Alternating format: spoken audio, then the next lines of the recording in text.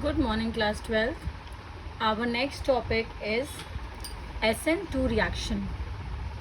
SN2 reaction. SN2 reactions means that it is the substitution nucleophilic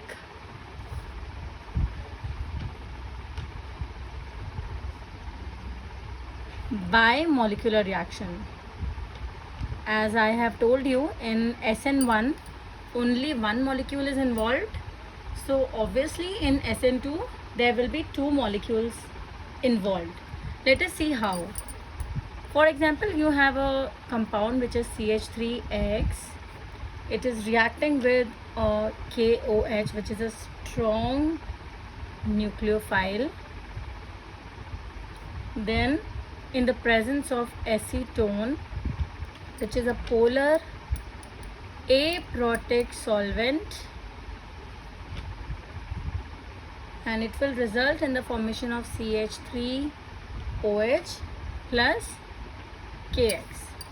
Okay, so in this SN2 reaction we can see that in SN1 the nucleophile was weak, but in SN2 the nucleophile which we are using is strong.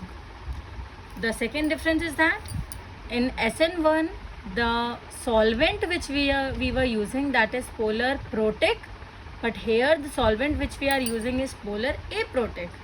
It means that this time the solvent does not need to surround the X molecule, because in this there will be no formation of carbocation. Let us first see that what is happening in this. So see, in this actually this CH3X, you can write CH3 in this way.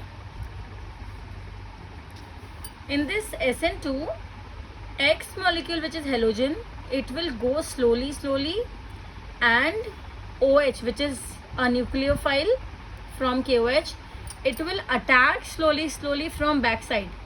It cannot attack from the front side, because from the front side X is removing, so that is why OH has to react from the back side.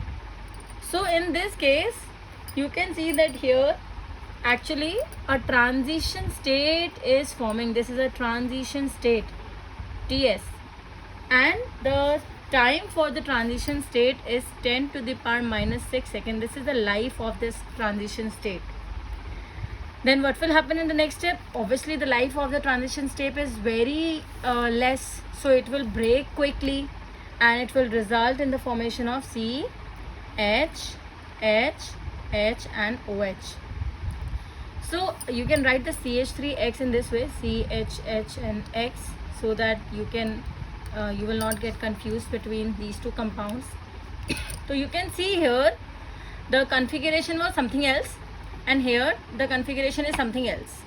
So we can say that here between this compound and this compound, inversion in configuration is taking place. Inversion in configuration will take place.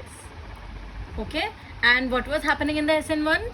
It was retention as well as inversion both, because over there formation of carbocation was taking place, but in SN2 there is no formation of carbocation. So that is why it is SN2 is not depending upon the stability of carbocation. So you can write this point also about this.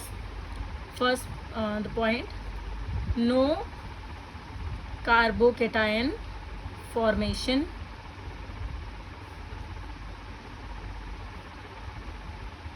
What about the solvent? Aprotic solvent, obviously it should be polar. Why it should be polar? So that it can weaken the bond between CH3 and X. That is why we are using acetone, a solvent which is a polar aprotic. After that we are using strong nucleophile in this case. The nucleophile, that is KOH, which we are using, that is a strong nucleophile. Okay, and attack will be always from the rear side, not from the front side. Attack from back side, or you can say from rear side. That back side is only called rear side actually. Then this reaction is a single step reaction. It is not happening in two step. Single step reaction. And you know what? In this, the rate will depend upon both the concentration of Rx as well as on the concentration of nucleophile. So if you will increase the concentration of any of the reactant, that is the Rx and nucleophile, then obviously the rate will also increase. For example, if you will increase the concentration of nucleophile by 2, then the rate will also get double. If you will increase the Rx concentration by 2, then also the rate will get double. But this was not the case of SN1. In that, the concentration of nucleophile has no role in determining the rate, because in SN1, in the rate determining step, nucleophile was not involved. That's why. What is the order of the reaction? Order is 1 plus 1, that is 2. What is molecularity? Molecularity is also 2, because 2 molecules are involved. That's why molecularity is also 2. So, and one thing more, that SN2 will take place at low temperature. So if it is low temperature, then what kind of reaction it is? Yes, you're right, it is exothermic reaction. Exothermic reaction. And this was the case of SN1 also. So, in SN1 also it was happening at low temperature, and the reaction was also exothermic. So the only difference between SN1 and SN2 in the stereochemistry is that in SN1 it was the racemic mixture forming, but in SN2 it will be inversion in configuration.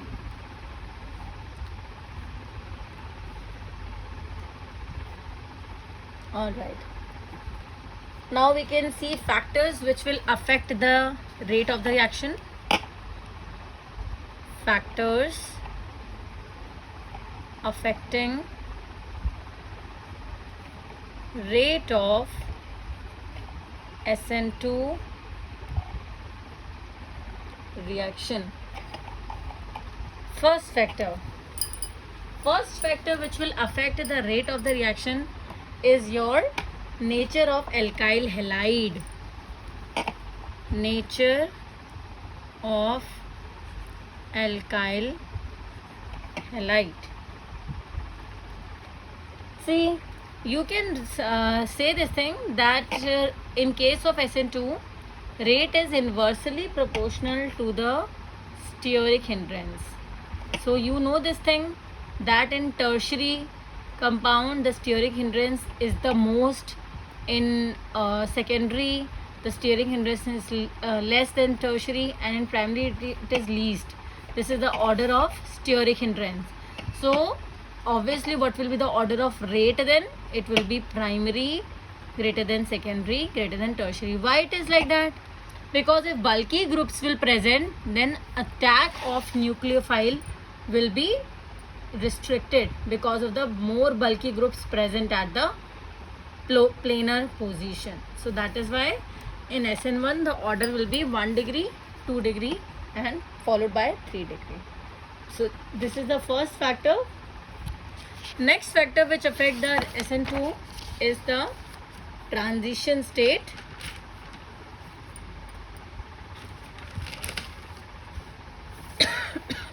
Sorry. Second factor, stability of transition state, TS. So you should know one thing which is very important. Like if you have carbon, this is X and this was a nucleophile. If you have a better nucleophile, like this can be a better nucleophile, if you have a better electron withdrawing group, then the transition state will be more stable transition state will form. Then rate will be also be more rate of SN2. You will be able to understand this topic after solving some questions. So we can solve one question. See, if you have CH3, C double bond O, CH2Cl. You have, this is A. Then you have CH3Cl. Then you have CH3, CH2Cl. Then you have CH3 whole twice CHCl. So in all these cases, this is your primary. This is again your, or you, else you can say it is methyl actually. This is primary. This is secondary, and in this case also it is primary. But if you want to write the order of stability, then obviously you can write this thing that D will be the least stable because that is secondary. Then between B, C and A, C, because C is the primary one, that is why C will come. C. Now you have the competition between A and B. Out of A and B, this basically you were I think you will get confused at primary. This is also primary, so this should also come before B, but it is not like that. Why? Because here this CH3C++O, this is a better electron withdrawing group. It means that it can withdraw electrons from the CH2. So this will make the transition state more stable. So if the transition state will become stable, it means that the rate will also increase, which I have told you here. So that is why A will be the great, A's rate of the reaction will be the greatest, then B, and then C, and then D. I hope this topic is clear to all of you. On the basis of this, you can actually write some question. You can actually solve some questions. I'm giving these questions to you. You can give me the answers later. See, you have CH2Br, and here you have CH2Br. So you have to tell me out of A and B which one will go SN1 and which one will go SN2. Okay, so that is also a good question. You have to tell me SN1 and SN2. Out of A and B, which one will be SN1 and which one will be SN2. Then after this is Br, this is Br, this is A and B. Same question, SN1 and SN2. Then you have one more question I can give.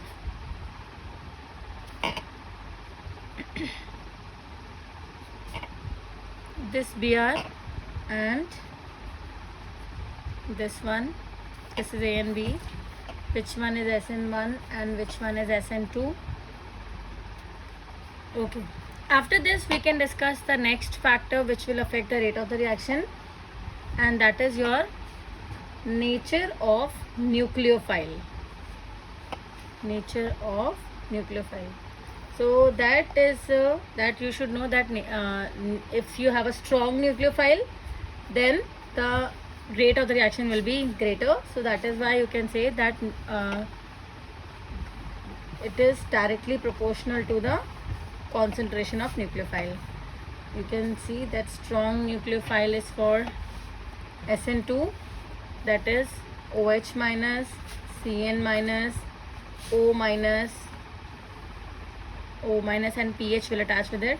After that SH minus, S minus pH, I minus, CH2 minus. So whenever you will see these nucleophiles anywhere, then you can say that it is a SN2 reaction. And whenever you will see weak nucleophiles like H2O, CH3OH, C2H5OH, CH3COOH, whenever you will see these types of nucleophile anywhere, it means that it will go for SN1 reaction.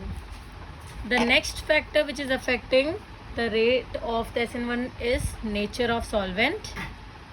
Nature of solvent, that I have already told you, it should be polar, aprotic, bipolar, because polar will weak the force between C and X, and aprotic is because you don't want that X, to completely remove. That's why you will use aprotic. And temperature should be, what about temperature? It should be low. Temperature should be low. And leaving group, this thing, that if the group is better leaving group, then obviously the reaction rate will be faster. So you can say that better leaving group, then rate will be faster.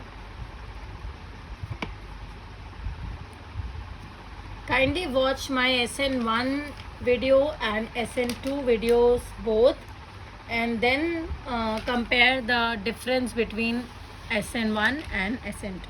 I hope I have made this topic clear to all of you. All the very best.